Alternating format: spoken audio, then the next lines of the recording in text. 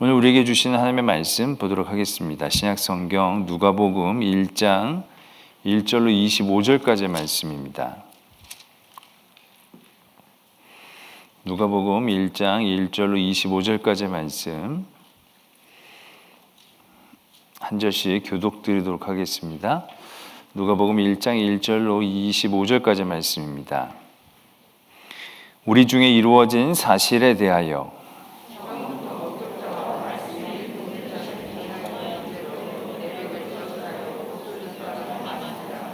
그 모든 일을 근원부터 자세히 미루어 살핀 나도 데오빌로 각하에게 차례대로 써 보내는 것이 좋은 줄 알았노니 유대왕 헤롯 때에 아비야 반열에 제사장 한 사람이 있었으니 이름은 사가랴요 그의 아내는 아론의 자손이니 이름은 엘리사벳이라.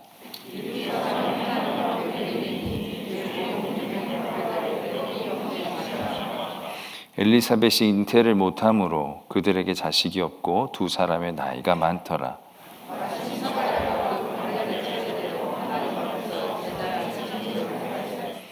제사장의 전례를 따라 제비를 뽑아 주의 성전에 들어가 분향하고 주의 사자가 그에게 나타나 향당 우편에 선지라. 천사가 그에게 이르되 사가랴여 무서워하지 말라. 너의 간구함이 들린지라. 내 아내 엘리사벳이 내게 아들을 낳아 주리니 그 이름을 요한이라 하라.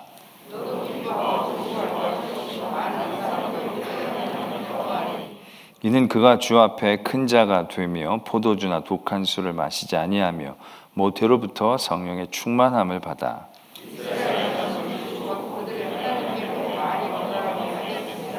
그것도 엘리야의 심령과 능력으로 주 앞에 먼저 와서 아버지의 마음을 자식에게 거스르는 자를 의인의 슬기에 돌아오게 하고 주를 위하여 세운 백성을 준비하리라.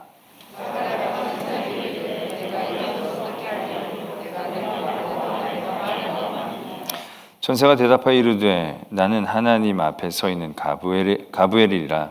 이 좋은 소식을 전하여 내게 말하라고 보내심을 받았노라.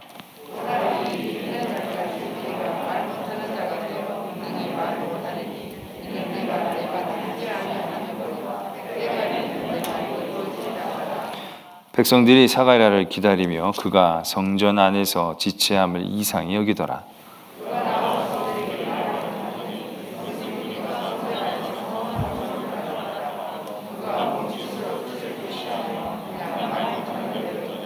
그 직무의 날이 다 되매 집으로 돌아가니라.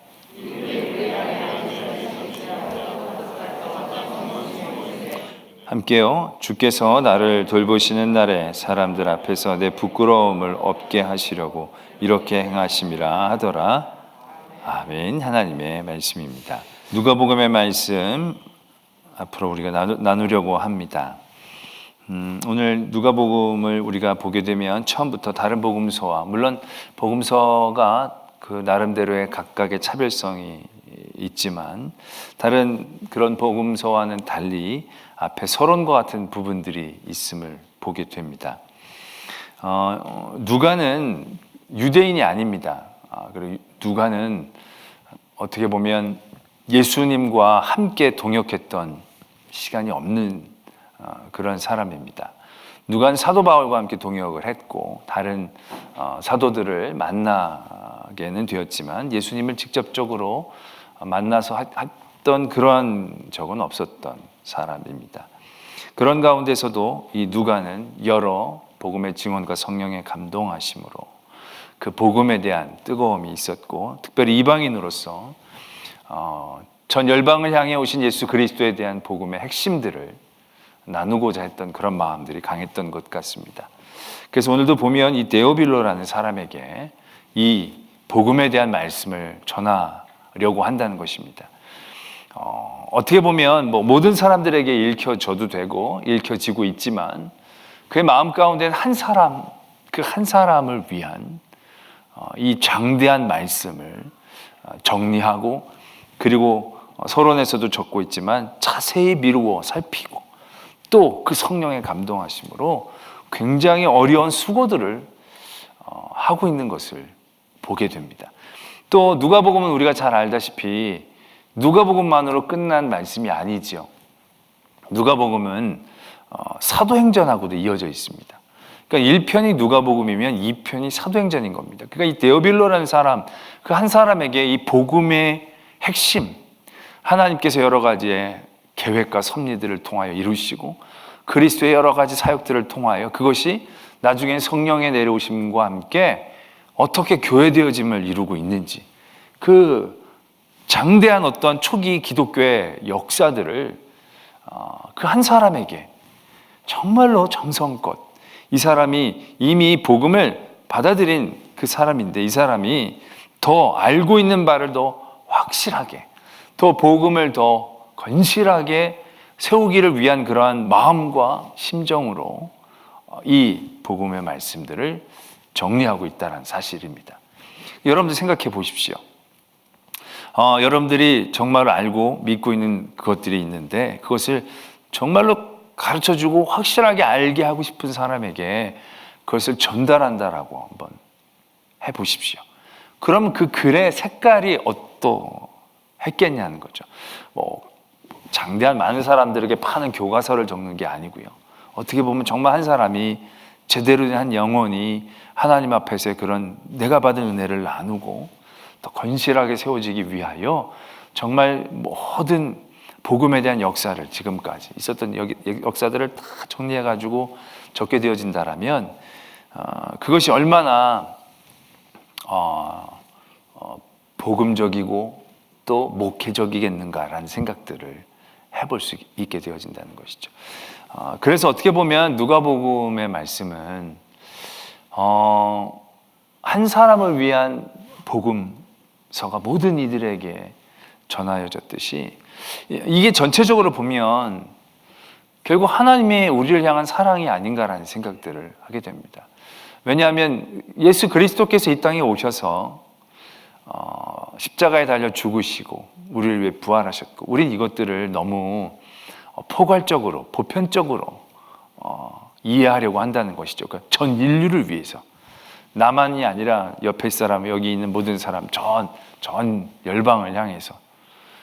그러다 보면 그 한 사람 한 사람에게 대한 정말 하나님의 세심한 사랑이라는 부분들이 어떻게 보면 느낌이 덜 올 수 있다는 거죠. 근데 복음이라는 건 그런 게 아니지 않습니까? 믿음이라는 건 그리스도가 우리를 위해 죽으셨다를 깨닫는 게 아닙니다. 그리스도가 이 열방과 세계 민족을 구원하시기 위해 오셨다는 것을 깨닫는 게 시작이 아닙니다. 예수님이 날 위해 죽으셨다는 것을 깨닫는 것이 복음의 시작인 거죠. 그게 믿음의 시작인 겁니다. 다른 사람들이 다 구원을 받았다는 것도 중요한 일이지만 그 모든 일들이 시작은 결국 내가 얻은 이 구원과 내가 얻은 기쁨을 전하는 것들 가운데서 이루어지는 거지, 그게 나와 하나님과의 관계가 맺어지지 않으면, 그게 이해가 되어지지 않으면 그런 에너지들을 우리가 만들어낼 수 없는 것 아니겠습니까? 결국 예수님은 온 인류를 위해 오신 것이기 하지만 더 정확하게 얘기하자면 나를 위해 오신 거죠. 나를 위해 오신 거고, 나를 위해 오신 거고, 나를 위해 오신 거고, 나를 위해 오신 거고. 그 나를 위해 오신 것이 가득 쌓이다 보니까 모두를 위하여 오신 것이 된 거지, 모두를 위해서 오신 것에 내가 껴있는 구도가 아니라는 얘기죠. 어떻게 보면 누가복음은 이 자체가 그러한 성격을 품고 있는 것이 아닌가라는 거죠. 모든 이들에게 들려지는 복음처럼 들려지지만 그게 아닌 겁니다. 한 사람을 위하여 적은 복음. 그러나 그것이 한 사람만을 위하여 적은 복음이 아니라 모두를 위한 복음이 되어지는 거죠. 한 사람의 믿음뿐만이 아니라 모든 사람에게 주어지는 믿음의 역사와 도전들이 되어지는 것이죠. 어떻게 보면 누가복음의 어떤 시작들은, 그 틀들은 결국 사도행전이라는 것들이 성령의 역사가 되어진다는 것도, 성령의 역사가 돼서 이렇게 되어졌다는 것을 얘기하고 싶으셨던 것이기도 하지만, 그 안에서 가장 핵심적인 상황은 그 성령이 결국 나에게 오신, 임하신 그 성령이라는 것을 깨닫는 것이죠. 그래서 나에게 임하신 성령, 그에게 임하신 성령, 그런 모든 성령들의 사역들이 하나하나가 모여졌을 때 이 땅 가운데서 하나님의 섭리와 주권들을 우리가 발견할 수 있는 거죠. 그냥 하나님께서 뿌려주신 걸 우리가 잡은 게 아니라 한 사람 한 사람 진짜 우리가 명품을 얘기할 때 한 땀 한 땀 얘기하지 않습니까? 진짜 한 땀 한 땀 내려주신 것들이 모여졌을 때, 그래서 그 하나님의 사랑은 감히 우리가 따라가기 어려운 그런 명품과도 같은 사랑이 되어지지 않겠나라는 생각들을 해보게 됩니다. 누가복음은 그러한 마음에서부터 우리가 대할 수 있는 그런 복음이다라는 것이죠. 그래서 처음 시작이 세례 요한으로부터 시작이 됩니다. 물론 마가복음에서도 세례 요한이 그 주의 길을 예비하는 부분들로부터 시작이 되긴 하지만, 그때는 이미 세례 요한이 다 커서 활동을 할 때부터 그 일들이 이제 적고 있는 것이죠. 근데 누가복음은 그렇지 않습니다. 세례 요한에 대한 얘기부터 시작을 하지만 그 시작도 세례 요한으로부터 시작하는 게 아닙니다. 세례 요한의 부모님으로부터 시작하는 것을 발견하게 됩니다.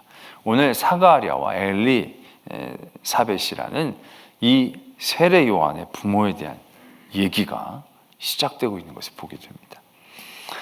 누가복음은 여기 그 아까 서론에서도 적혀져 있듯이 그것이 모든 일을 그놈부터 자세히 살펴서 차례대로 어떤 그 연대적이고 역사적인 것들을 충실하게 표현하려고 애를 썼다라고 합니다. 그래서 오늘도 보면 그냥 사가랴라고 얘기하는 게 아니라 아비야의 반열 한 제사장이 있으니 사가랴라고 그렇게 어떤 배경들을 적고 있는 것에서부터 말씀이 시작되고 있습니다. 그 당시에는 그 제사장 그룹이 한 2만여 명 됐다고 합니다. 그래서 2만여 명들이 다 함께 제사를 드릴 수는 없었고요. 유월절이나 장막절이나 특별한 절기에만 그 제사장 그룹들이 다 모였고, 그렇지 않을 때에는 2주씩 반열대로 24반열대로 돌아가면서 그 성전에서 제사를 드렸다라고 합니다. 그러면 한 반열이 한 1000여 명 정도 숫자가 되어지죠. 그런 1000여 명 정도 숫자가 자기의 어떤 순번이 와서 성전을 섬기게 되었을 때 그 중에서 제비를 뽑아서 한 사람이 이 지성소에 들어가서 향을 분향을 하는 일들을 맡았다라는 것입니다.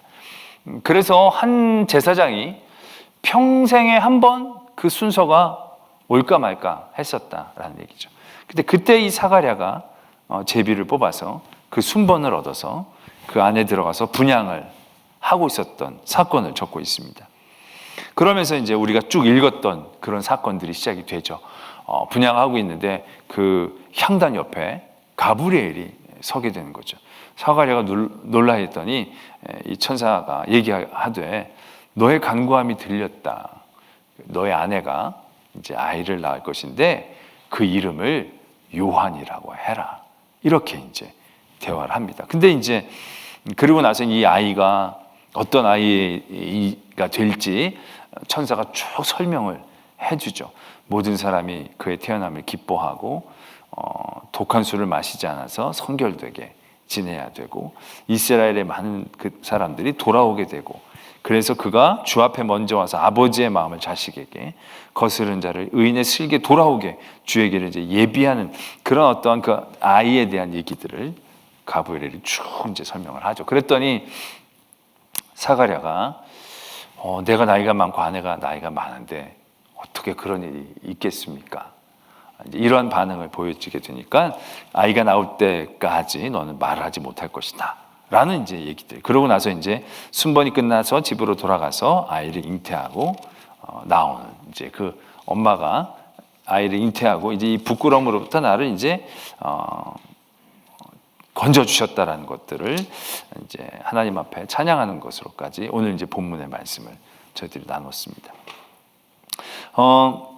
세례 요한은 어떻게 보면 예수님과 비교가 되어지는 건 아니지만 굳이 따지자면 여러 가지로 비교가 될 만한 부분이 있습니다. 뭐냐면 예수님의 출생 선문은 그 당시 안에서도 굉장히 낮은 축에 속했다라는 얘기죠. 물론 다윗의 자손이었지만 나중에 갈릴리로, 베들레헴이었지만 갈릴리로 돌아가게 되어지고 갈릴리에서 출신처럼 되어지고 목수였고 뭐 그렇게 뭐 사람들이 인정받을 만한 그런 계급이 아니었죠. 근데 세례 요한은 그 당시로 보면 굉장히 탁월한 가문이었다는 얘기입니다.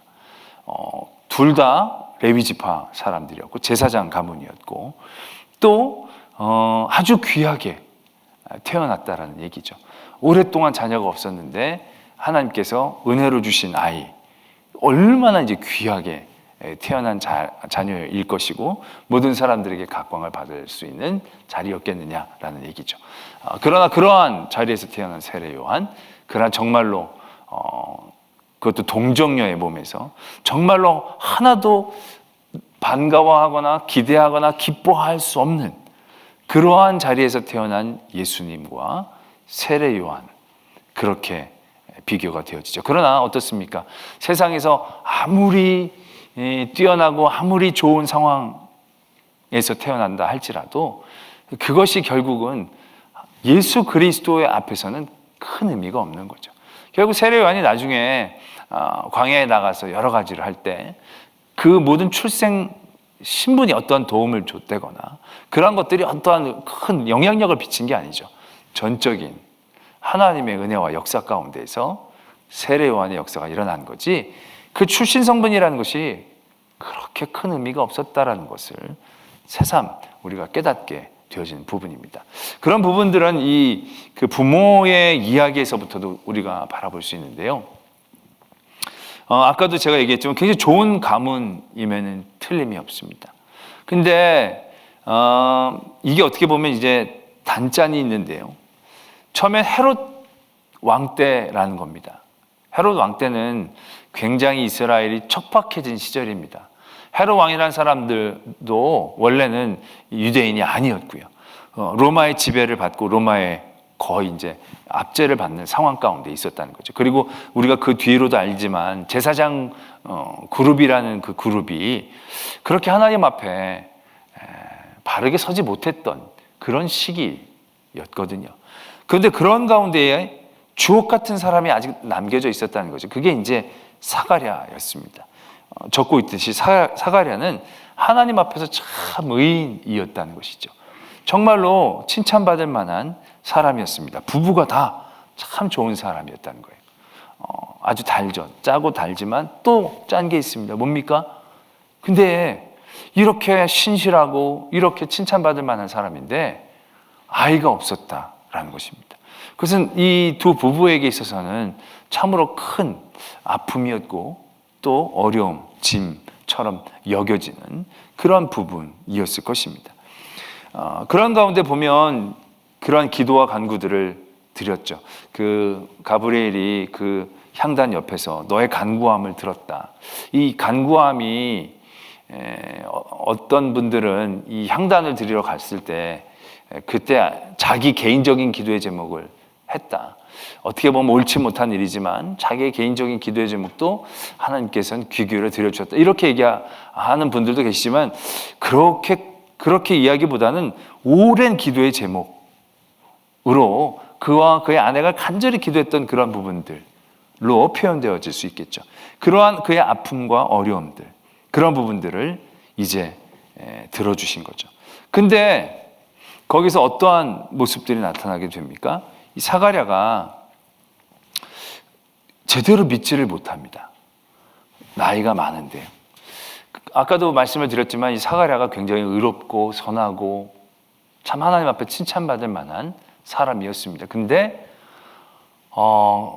그가 하나님의 천사가 나타나셔서 직접 얘기를 해주시고 그 아이가 어떨 것이다까지 다 얘기를 해주셨음에도 불구하고 제대로 믿지 못하는 연약함의 모습들을 발견하게 되어진다는 것이죠.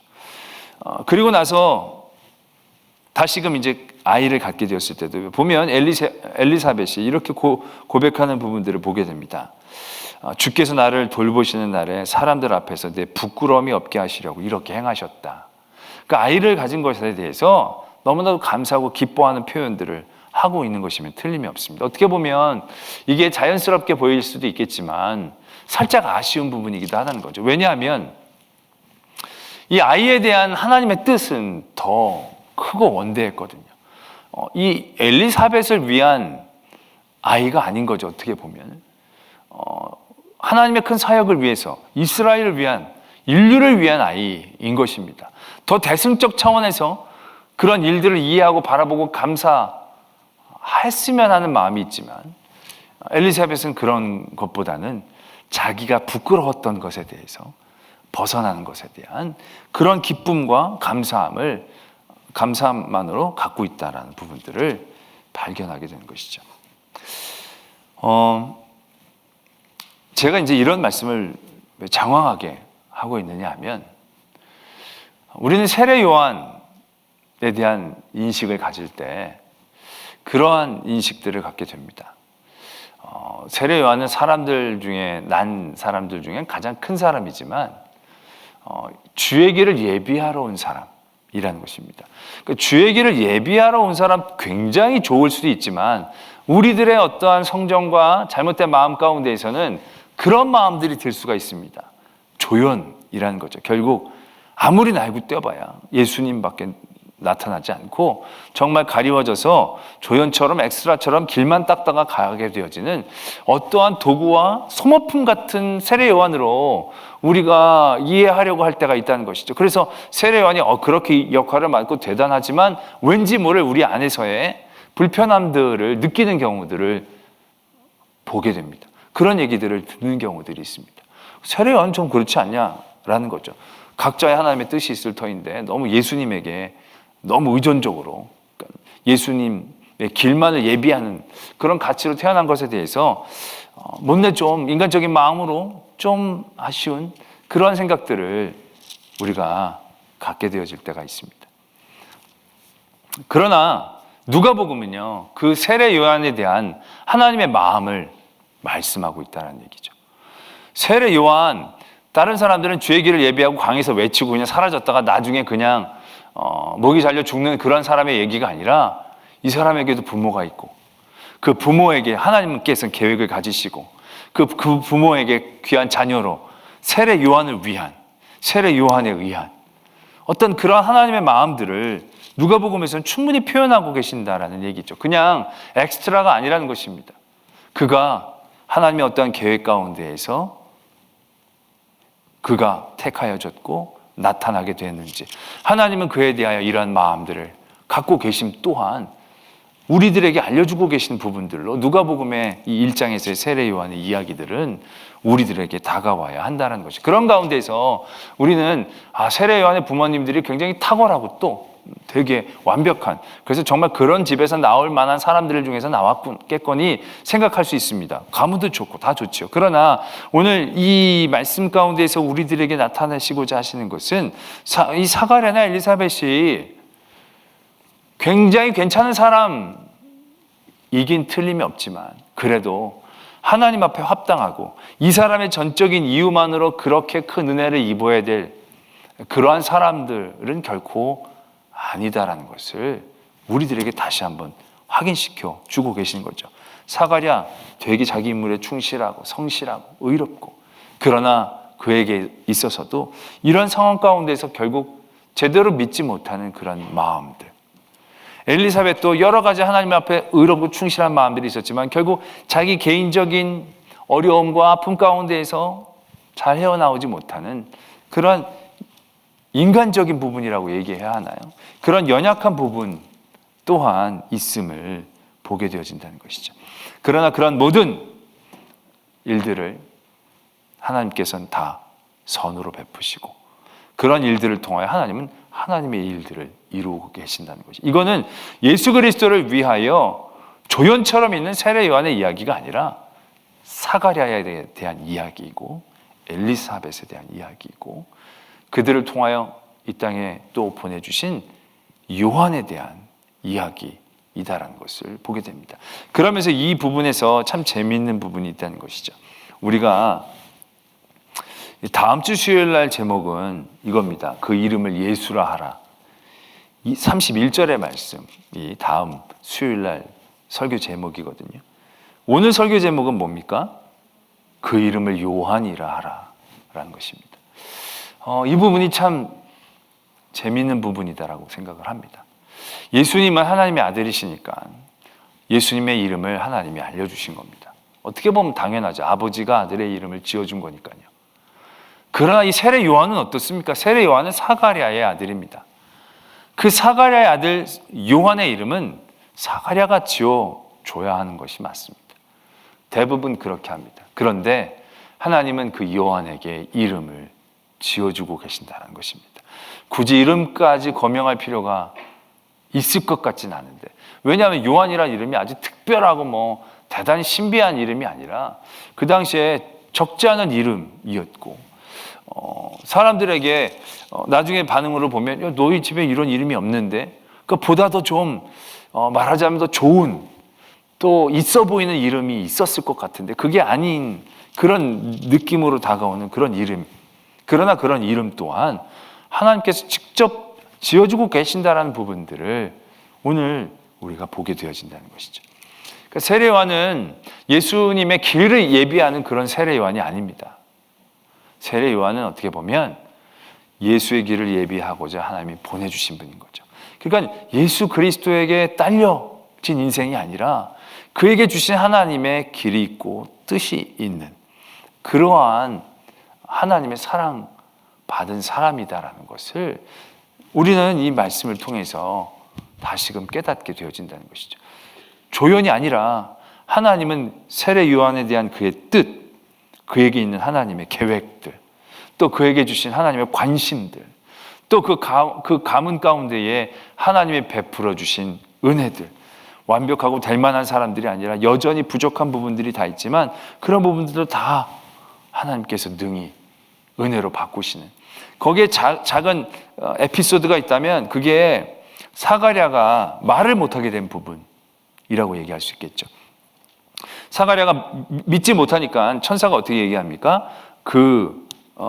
아이가 태어날 때까지 너는 능히 말을 못할 것이다. 네가 내 말을 믿지 아니함이거니와 때가 이르면 내 말이 이루어질 것이다. 이제 그 사가랴가 말을 이제 못하게 된 거죠. 그러면 그 말을 못하게 된 기간은 한 10개월 좀 넘게 되어지는 기간 동안 이제 말을 못하게 되는 겁니다. 어떤 이제 주석에 이렇게 질문이 적혀져 있더라고요. 사가랴가 말을 못하게 된 건 벌일까요? 은혜일까요? 라는 것입니다. 그냥 액면으로 보면 믿지 않았기 때문에 말을 못하게 된, 어떻게 보면 벌 같은 성격이 있는 거죠. 그런데 곰곰이 따지고 보면 그거는 네가 내 말을 믿지 못했기 때문에 말을 못하게 되는 벌을 내릴 것이다 라고 얘기하는 것처럼 듣게 되어지지만 그게 아니라 우리가 엄밀히 생각, 네가 내 말을 듣지 못하기 때문에 네가 말을 못하게 될 것이고 그것을 통하여 내 말을 더 잘 믿게 될 것이다 라고 반응하고 계시는 것으로도 이해되어져야 한다는 것이죠. 왜냐하면 사가랴가 10개월 동안 말을 못했기 때문에 얼마나 큰 불이익을 당했을까요? 보면 나중에도 보면 직무를 끝까지 다 감당했어요. 그 말을 못할 때에도 뭘로 써서 표현을 하면 됐어요. 그렇지만 그가 말을 못하고 있는 그 순간 가운데에서 사가랴는 얼마나 기뻤을까라는 생각들을 하게 됩니다. 내가 그렇게 믿지 못하고 나의 나이가 많고 엘리사벳의 나이가 많고 또 아이를 갖고 있을 때라도 나이가 많이 있었기 때문에 저 중간인가 또 힘들고 어렵게 되면 어떻게 될까, 그런 걱정들이 많이 있을 수도 있었을 법한데 말이 계속 안 나오는 그 순간순간마다 어떻게 보면 사가랴에게는 그 시간들이 은혜인 거죠. 내가 말을 못하고 있다는 건 아직 약속이 유효하다는 거구나. 천사가 내가 말을 이제 태어나면 그때서야 하면서 내 말이 이루어질 것이다 라고 이제 얘기해 주셨기 때문에 내가 말하지 못하는 이 순간들, 답답한 건 물론 있겠지만 그 순간들이 약속이 이루어지는, 하나님의 뜻이 우리에게서 확증되어지는 그런 은혜의 시간이라고 이해해도 충분하지 않는가라는 얘기죠. 그리고 나서 나중에 뒤에서 이제 나타나지만 아이가 나서 입이 탁 터졌을 때 사가랴가 그 제일 먼저 터진 입으로 뭐라고 얘기했겠습니까? 아유, 답답해 죽는 줄 알았네. 그런 말을 먼저 했겠습니까? 아마 그 입술은 하나님을 찬양하는 것에서부터 시작했을 것입니다. 그의 소리가 나오는 그때부터 찬양을 하는 소리. 이 정도 되면 사가랴가 말을 못하게 된 건 벌이라고 얘기할 수 없는 부분이 되는 거죠.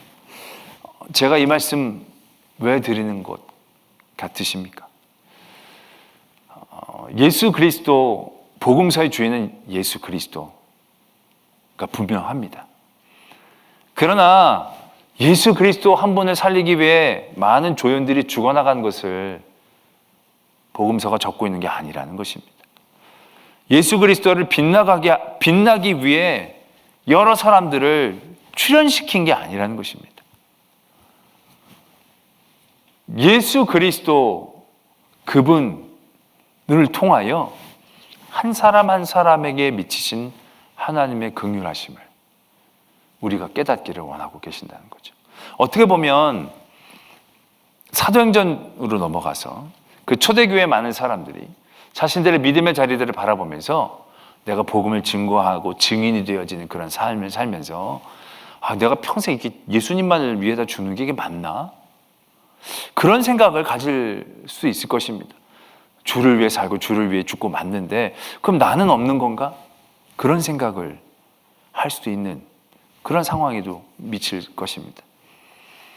그런 가운데에 결국 이 복음서가, 사도행전이 우리에게 말씀하고 계신 것은 무엇입니까? 사도 바울이 일평생 예수 그리스도 복음을 위해서 그렇게 다닐 수 있었던 것, 다닐 수밖에 없었던 것은 어디에서부터 시작한 것인가? 그 안에 에너지와 힘은 뭐냐라는 거죠. 뭡니까, 여러분? 사명이기 때문에? 아니죠. 예수님 너무 사랑하기 때문인 거죠. 예수님이 너무 사랑하기 때문인 거죠.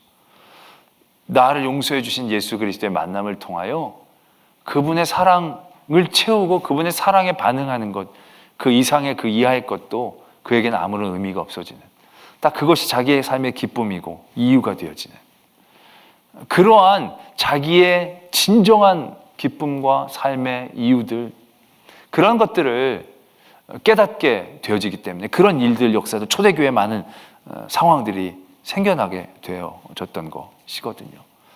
바로 그것이다라는 겁니다. 복음서의 주인공은 예수 그리스도입니다. 그러나 복음서의 주인공은 또 우리들이다라는 얘기죠. 나를 사랑해 주시는 예수 그리스도. 예수님이 주인공이면 상대역도 주인공이지 않습니까? 세례 요한도 주인공입니다. 사가랴도 주인공이고, 엘리사벳도 주인공이고, 마리아도 주인공입니다.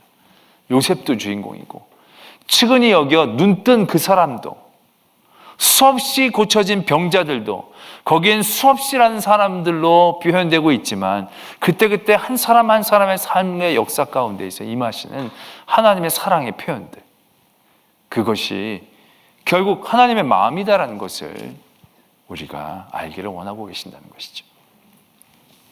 오늘 세례 요한에 대한 장황한 이야기들이 1장에서 복음서가 시작을 하고 있습니다. 우리는 이 분량만큼이나 세례 요한, 사가랴, 엘리사벳을 향한 하나님의 마음과 사랑을 느껴야 합니다. 그리고 그것이 이들에게만 향한 사랑이 아니고 지금 복음서를 통하여 또 성령의 감동으로 통하여 주님께 부름받은 우리들, 그래서 성도들은요 자신을 참 사랑할 줄 아는 사람이 되는 겁니다. 왜냐하면 자기가 주인공이니까요. 세상은 여러 가지 등급이 알게 모르게 존재하지 않습니까? 어떤 자리에든지 각광을 받는 사람과 그 위에 주변인들이 있습니다. 그러나 하나님의 사랑에는 주변인이 따로 있는 게 아닙니다. 모두가 주인공입니다. 모두가 똑같은 예수 그리스도의 사랑을 받고 서 있는 것이고요. 살아가는 것입니다. 높고 낮음이 있는 게 아닙니다. 남자와 여자가 있는 게 아닙니다. 다 하나님의 사랑하는 사람들만이 존재하는 것이죠. 그렇기 때문에 믿음의 사람들은 자기를 사랑할 줄 아는 사람들인 것이고요. 그 예수 그리스도의 자기를 향한 그 놀라운 사랑에 대한 깨달음을 가지고 주인공처럼 살아가는 사람이 되어진다는 것이죠. 오늘 사가랴와 엘리사벳 같은 세례요한, 주의 길을 예비한 것으로 끝나는 사람이 아니라 또 하나의 하나님의 사랑, 주인공처럼 바라보고 계신 하나님의 마음을 우리가 바라보면서 우리의 삶, 지금 내가 세상적으로 뭐 아무것도 할 역할도 없고 할 수 있는 것도 없고 난 정말 이러다가 인여적인 인간처럼, 절대로 그렇지 않다는 것입니다. 하나님은 여러분들을 세례요한처럼, 엘리사벳처럼, 또한 사가랴처럼 바라보시고 또 여러분의 부족한 부분들을 채우시고 그런 부분을 통해 하나님의 역사와 일들을 이루시는 그 한 사람으로 세워주시는 줄로 믿습니다.